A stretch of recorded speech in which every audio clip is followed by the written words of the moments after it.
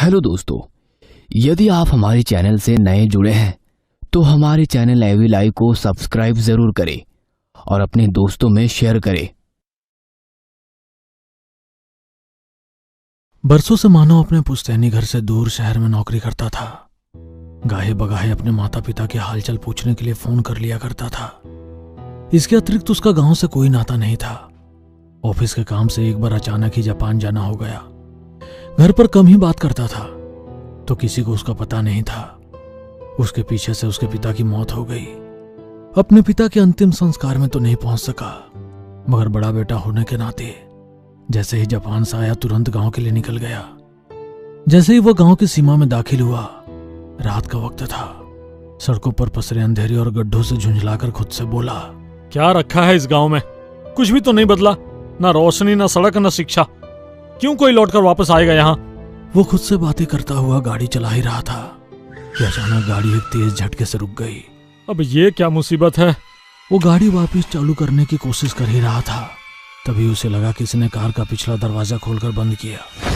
उसने पलटकर देखा तो वहां पर कोई नहीं था। एक दो बार और कोशिश की तो कार चालू हो गई। वो सीधा अब अपनी हवेली के बाहर जाकर रुका। हवेली पुरानी होने के बावजूद अपनी सुंदरता के साथ मजबूती से खड़ी हुई थी। उसकी गाड़ी की आवाज सुनकर उसका छोटा भाई और माँ तुरंत दौड़ दरवाजे पर पहुंच गए। उसकी माँ उसे लिपटकर जोरों से रोने लगी, मानो उनके रुदन को पिताजी के जाने का गम समझकर उन्हें सांत्वना देने लगा। उसकी आंखें भी आंसुओं से सराबोर थी। तभी भाई की आवाज सुनकर उसकी तंद्रा टूटी। भाई साहब, आपका सामान पिताजी के कमरे में रखवा दिया है। पिताजी के कमरे में? मगर क्यों? पिताजी के बाद आप ही इस घर के बड़े हो, तो माँ ने कहा कि अब उस कमरे में आपका अधिकार है। माँ की भावनाओं को देख उसने अपनी माँ के चरण स्पर्श करने के लिए जैसे ही झुकने लगा, एक काला कुत्ता वहां पर आकर जोर जोर से भौंकने लगा, मानो उसकी ओर गौर से देखने लगा। मगर वो कुत्ता अभी भी दीवार की ओर देखकर भौंक रहा था, मानो उसे वहां पर कोई नजर आ रहा हो। साहिल उसे खींचकर अपने साथ घर के बाहर ले गया। वो अभी भी पीछे मुड़ मुड़ कर भौंक रहा था। बेटा, बहुत रात हो गई है, चल तेरे खाने का इंतजाम कर देती हूँ। नहीं, मुझे भूख नहीं है, आप रहने दो। ऐसे कैसे भूख नहीं है? थोड़ा तो खाना पड़ेगा। कहते हुए उन्होंने मानव को खाना खिलाया और सोने के पहले उसके लिए दूध का गिलास लेकर कमरे में पहुंच गई। माँ, बस अब ये नहीं। मगर वो मानी नहीं और दूध का गिलास रखकर चली गई। मानव अपने कमरे में लगी अपने पिता की तस्वीर को देखने लगा। शरीर पर धोती कुर्ता और सर पर पगड़ी पहने वो किसी राजा महाराजा से कम नहीं लग रहे थे। मानव कुछ देर तक उनकी तस्वीर के सामने खड़ा रहा। तभी उसे लगा किसी ने उसके कंधे पर हाथ रखा। पीछे पलटकर देखा तो वहां पर कोई नहीं था। उसे लगा खिड़की के रास्ते कोई बाहर गया है। वो दिन भर का थका हुआ था।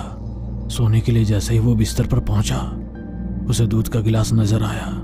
बेमन से उस गिलास को उठाकर वो जैसे ही पीने लगा, एक झटके से कमरे की खिड़की खुल गई और एक चमगादड़ उड़ता हुआ भीतर आया। उसने मानव के हाथों से गिलास गिरा दिया। उफ, पहले वो कुत्ता, अब ये चमगादड़। मानव ने खाली गिलास उठाकर साइड टेबल पर रखा और सो गया। मानव के सिरहाने एक सफेद साड़ी पहने साया खड़ा था, जो उसे देखकर मुस्कुरा रहा था। अगले दिन मानव साहिल के साथ अपने खेतों को देखने के लिए निकल गया। खेतों के बीच से बहती हुई नदी को देख उसका बचपन याद आ गया। वो और पिताजी अक्सर खेतों पर आते और वो घंटों नदी में नहाता था। उन पलों को याद कर उसकी आंखों में आंसू आ गए। शाम के समय दोनों वक्त मिल रहे थे। आसमान में हल्का हल्का धुंधला छा गया था। दोनों खेत से लौट रहे थे। तभी उसे अपने कमरे में खिड़की पर किसी महिला का साया नजर आया। एक पल को तो उसे लगा शायद उसका वहम होगा, मगर दोबारा ध्यान से देखने पर उसे वहां पर साया नजर आया। उसने जैसे ही साहिल को बताने की कोशिश की, वो साया वहां से गायब हो गया। मानो को समझ नहीं आया कि ये क्या हो रहा है। उसने साहिल को घर जाने के लिए कहा और खुद कुछ दूर अकेले ही गांव में घूमने लगा। तभी एक सफेद साड़ी पहने हुई एक महिला उसके पास आई। आ गए गोलू बाबा। मानो अपना बचपन का नाम गोलू सुनकर हैरान था, क्योंकि गोलू से उसके पापा और धाई माँ ही बुलाते थे। तो क्या ये धाई माँ है? मानो अपने दिमाग पर जोर डालकर याद करने की कोशिश करने लगा, मगर उसे याद नहीं आया। क्या सोच रहे हो गोलू बाबा? पहचाना नहीं क्या मुझे? मैं कमली। आपको यहाँ नहीं आना चाहिए था। चले जाओ यहाँ से, बड़े मालिक की तरह आप भी मारे जाओगे। चले जाओ वरना। कहते हुए वो महिला अचानक से गायब हो गई। मानो उसे दूर दूर तक ढूंढने लगा, मगर वो कहीं भी नजर नहीं आई। घर आकर उसने उसकी माँ से जब धाई माँ के बारे में पूछा तो वो बोली, किसकी बात कर रहे हो बेटा? कौन वो कमली? उसे तो मरे 2 साल हो गए। एक एक्सीडेंट में उसकी मौत हो गई थी। माँ की बात सुनकर मानो हैरान था। यदि उनकी मौत हो गई थी तो आज उसे मिली वो कौन थी?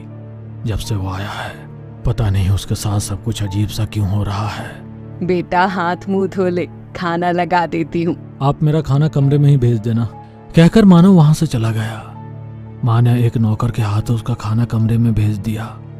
मानो किसी गहरी सोच में डूबा हुआ था, इसलिए कुछ देर खाना ऐसे ही रखा रहा। मगर जब उसे ध्यान आया तो वो जैसे ही खाना खाने पहुंचा, एक काली बिल्ली आई और पूरी थाली गिराकर चली गई। कल दूध, आज खाना, ये सब क्या हो रहा था समझ से परे था।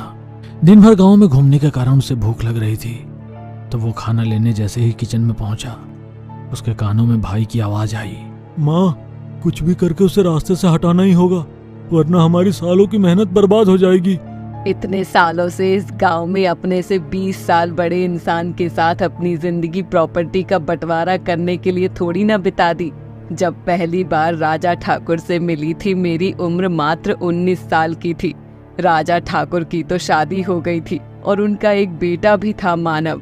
शादी के 10 साल बाद राजा ठाकुर को संतान का सुख मिला था।